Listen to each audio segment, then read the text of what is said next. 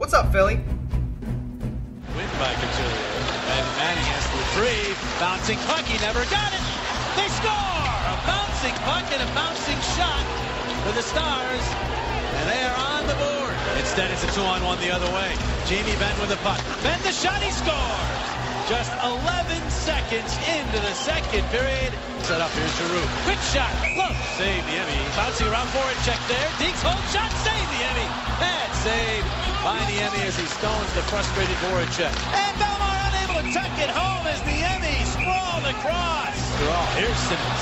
Moving on up, cuts away from Oduya. Simmons to the other side of the ice, sends it in a goal, save, rebound! It goes in, they score! Off of Couturier and Anderson. Flyers are back to full strength. Couturier didn't get out of the zone. One last shot, gloved by the Emmy, and the hockey game is over. Now, Andy Robb, Ken Prell, the Philly Hockey Guy. What is up with this menacing music? Am I overreacting to a loss last night? No, I think it seems to be the consensus because they didn't play a full 60 minutes. I mean, really. They played 20 minutes last night. Yeah, more or less. They played about 20 minutes of hockey yesterday, and of course, as we all know, that doesn't win games. But then again, still, you had 5 days off. You know, practice is one thing, but you got to get those games under your belt. But we've been talking all along about how you got to come out and play a strong third period. We weren't saying that don't go out and play the first 2 periods. Yeah. Play them all. All 3 for a total of 60 minutes of hockey. Speaking of hockey, it's time for the show. Welcome to the newest episode, since we're not going to number them anymore, the Philly Hockey Guys podcast. I'm Andy Robb. I'm Ken Prell. Now, we were supposed to have an episode out yesterday to preview the Boston game, but you were out sick for the day. Yeah, I was out sick. I just, kind of feeling run down. I'm not feeling that great today either, but I wanted to come in and do the show. I did the 5K over the weekend. Is that what killed you? I think so. It was a little too much. But I ended up doing some walking, and I got some juicy gossip. Juicy gossip. Oh, yeah, we got to talk about this. Yeah. So do you want to do that now, or do you want to recap the game first? Well, you're teasing it now. We may as well. Okay, so I'm doing the 5K. Uh-huh. I did it with my parents, my sister, my nephews, my daughter, and to start off the race, my dad, both my nephews, and my daughter, they take off running. Now, you know me. I'm in no shape whatsoever. So I'm walking, and I'm like, I'll hang back with Mom, and we'll walk the race. Oh, that's nice of you. That's cool. Yeah, So nice. So as I'm walking the race, all of a sudden, I'm hearing this woman just talk on and on and on and really ragging on this guy named Jake. As the walk continues, and we get to the mile mark, and then she starts talking about Czech, and then I put it all together. It's Voracek's girlfriend. No way. Yeah. Oh, my God. That's awesome. I got some good stories about the Voracek family. All right. You definitely have my attention. I'm sure you have a lot of people's attention right now. What happened? Let me just share a story, because there's a couple stories I won't share. Okay. Just because I think because we know Jake Voracek listens to our show. Exactly. But there's one story where she was telling, I don't know who she was with. She was with two other women from the Flyers organization. They weren't players. But yeah, she said that the last time that Jake's parents came to visit in America, they stayed at their house. So they have the guest bedroom. Well, Jake's dad didn't like the curtains that they had hanging up in the Okay. In the guest room. He didn't care for the curtains. He didn't care like for the decor. No, he didn't like the curtains. So what he did was he took the bed sheet off the bed and hammered it to the wall over the window. What? So, yeah.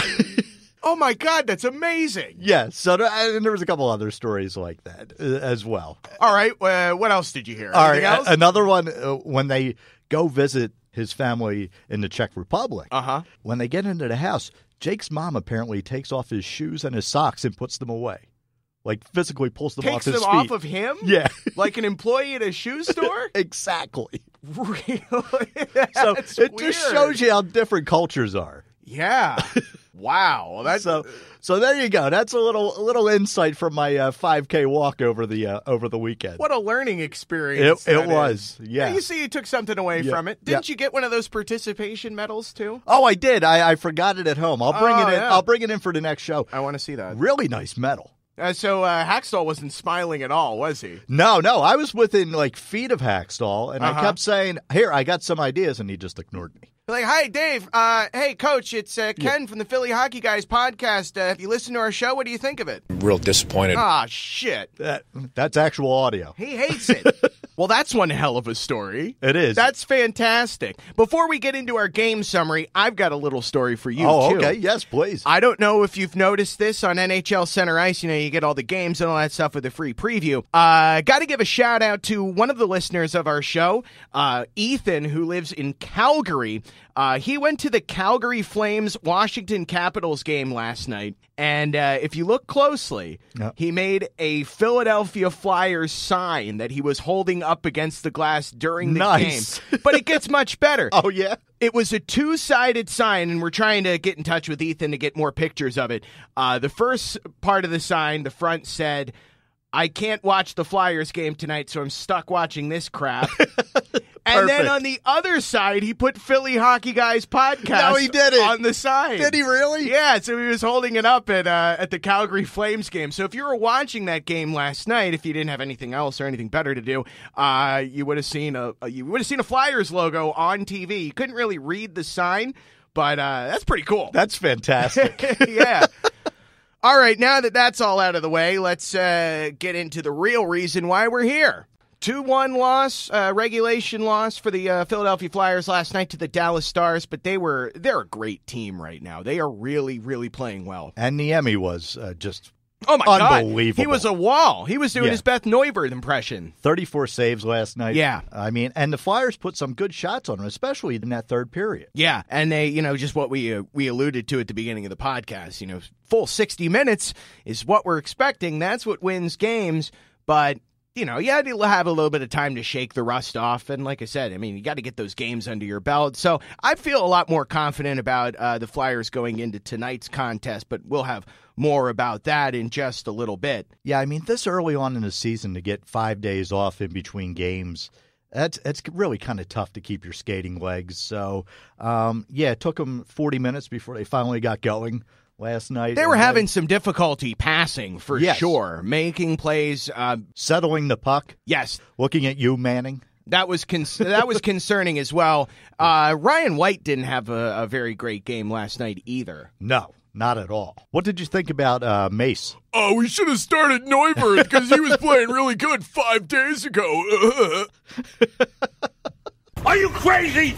Whatever. I thought Mace played well. There were goals that you couldn't help. Like that one was just garbage. He couldn't have stopped that. No, it was just the puck was bouncing all over the place, and then 11 seconds into a period. Oof, that was a tough one to stomach. Yeah, but overall, I thought he played a really good game. So do I. Especially it's been almost a week and a half off in between games. He's had a good amount of time off. So I thought he bounced back good, and now Neuvirth will get the start tonight against Boston.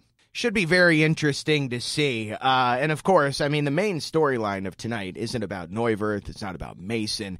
It's about the return.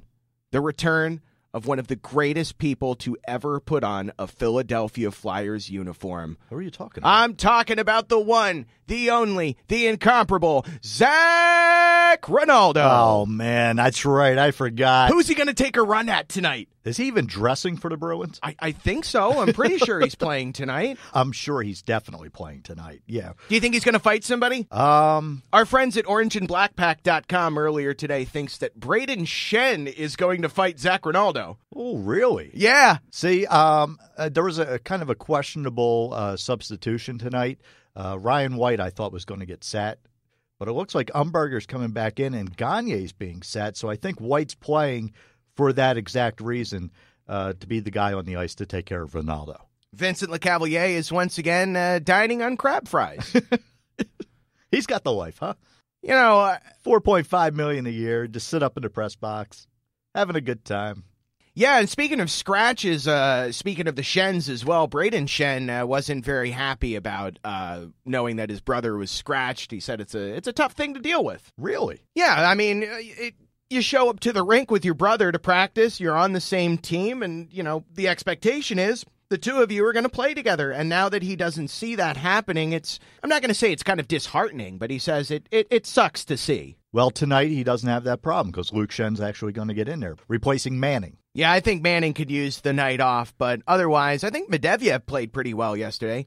Yeah, he's been very impressive, and Gudas, again, laying out some hits last night. Oh, yeah.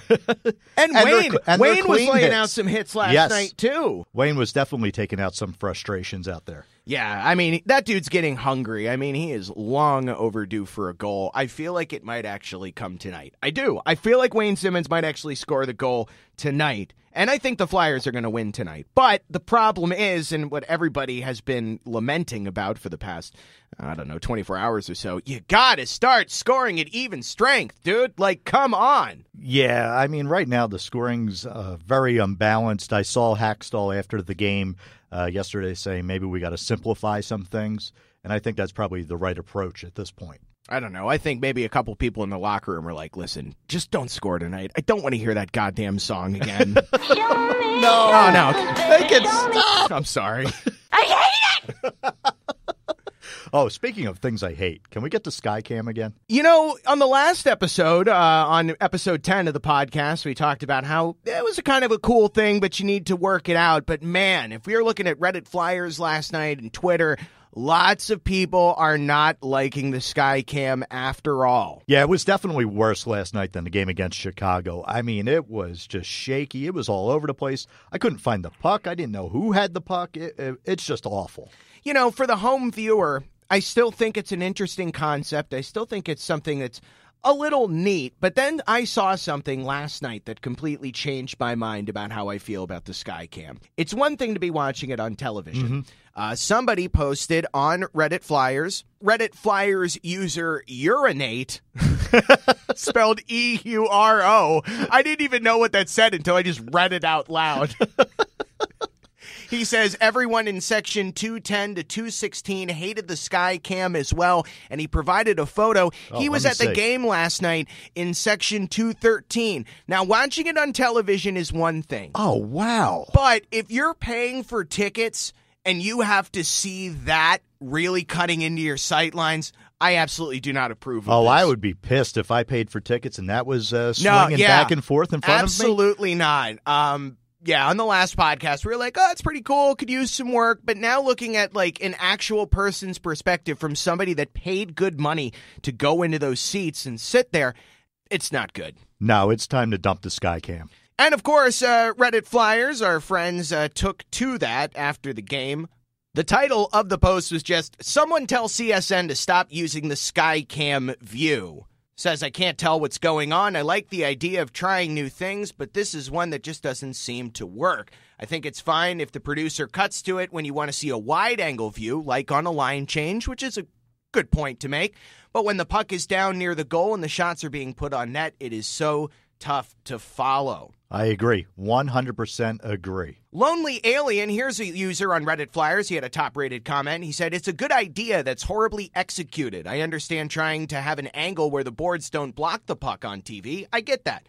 But having it that high just makes the puck look even smaller, and having the camera swivel this much can just about cause some motion sickness.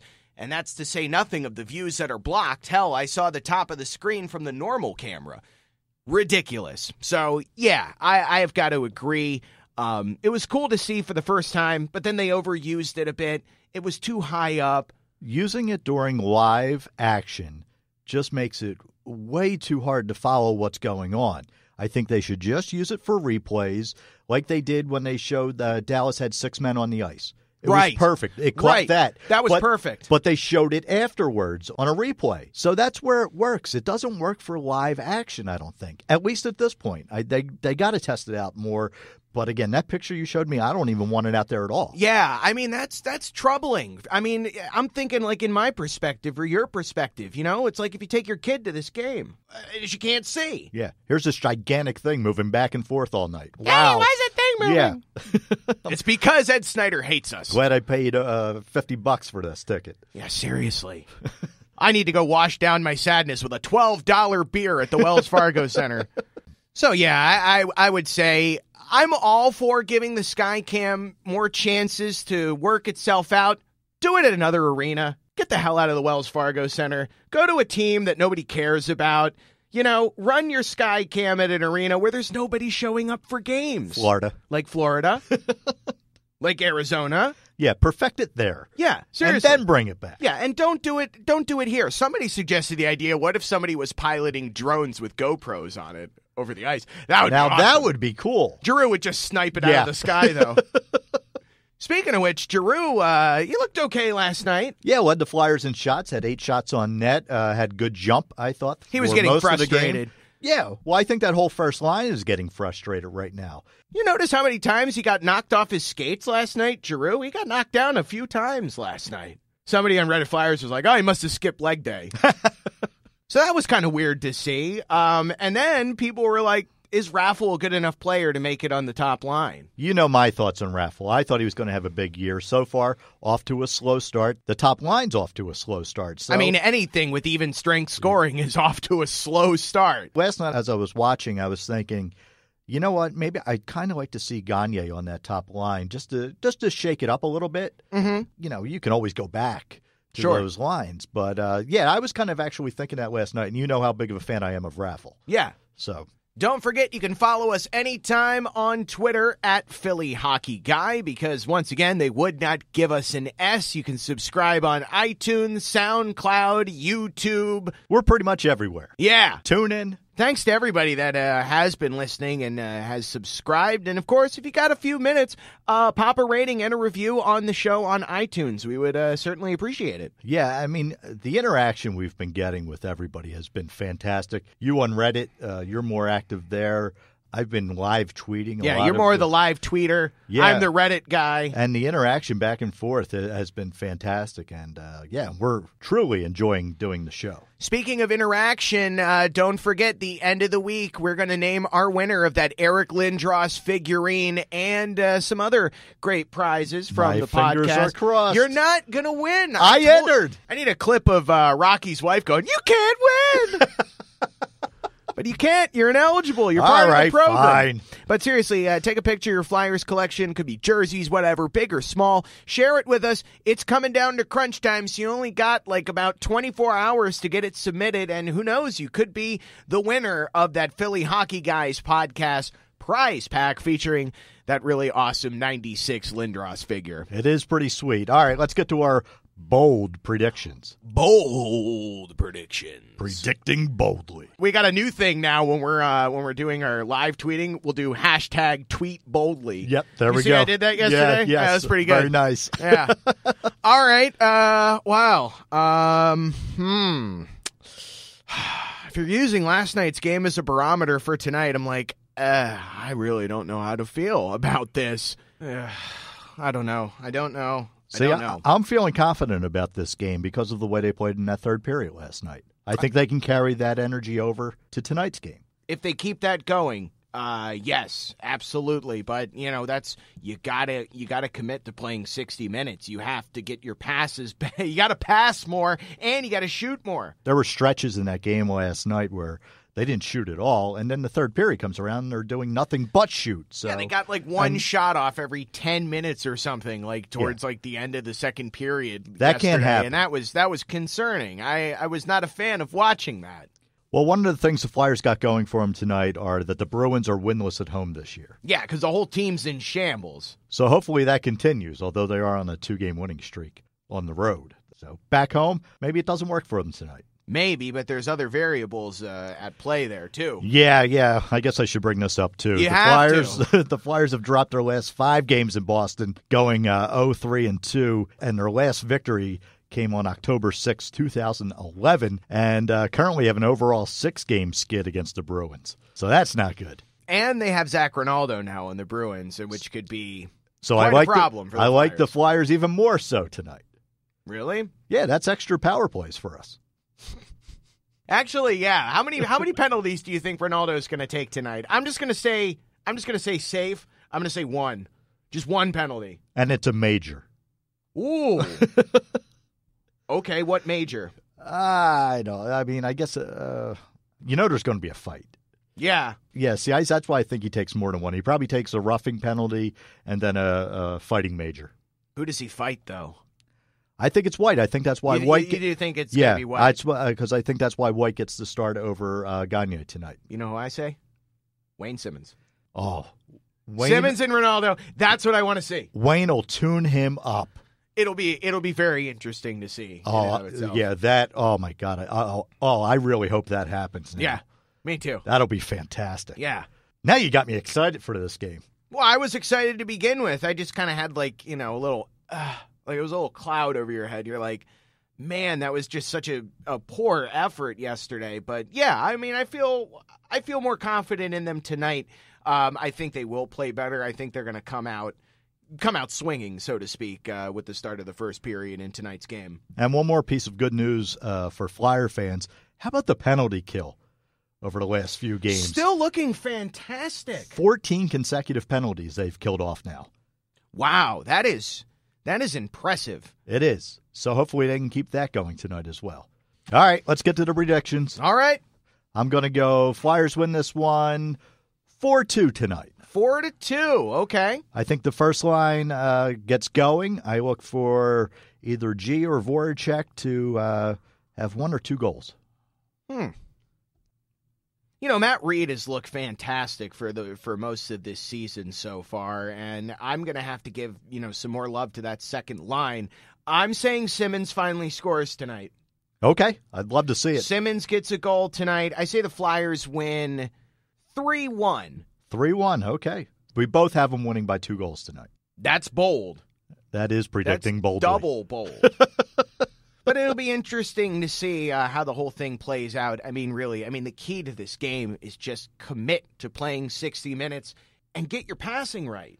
Yeah. Make better plays. Well, I said it earlier. Hackstall said we need to simplify things, and I think if they do that, they'll be in good shape. Got to agree with you. Game tonight, 8 o'clock start time. Another nationally televised game on NBCSN. 2 back-to-back. People, if you don't like the Flyers, they're like, oh, God, 2 of these games back-to-back. See, it just shows that no matter what, the Flyers are a draw. They're a ratings draw. Yeah, we got fans all over the place. Yep. Look at the people that interact with us for the podcast, for crying out loud. You got people in all Sweden. over the world. Yeah. Don't forget, enter that contest. You could win that Eric Lindros figure. So what do you think? We'll come back with a new episode tomorrow? Sure. Sounds good. That sounds great to me. Awesome. All right, well, yeah, keep interacting with us. We'll be talking to you later on Twitter and Reddit Flyers and all that stuff. And, keep those submissions coming for our first official contest. We're drawing the winner and naming the winner, I believe, on Friday of this week. Sounds good. All right. For Andy, Rob, I'm Ken Prell. We are the Philly Hockey Guys. Thanks for listening. Go Flyers. We'll talk to you later.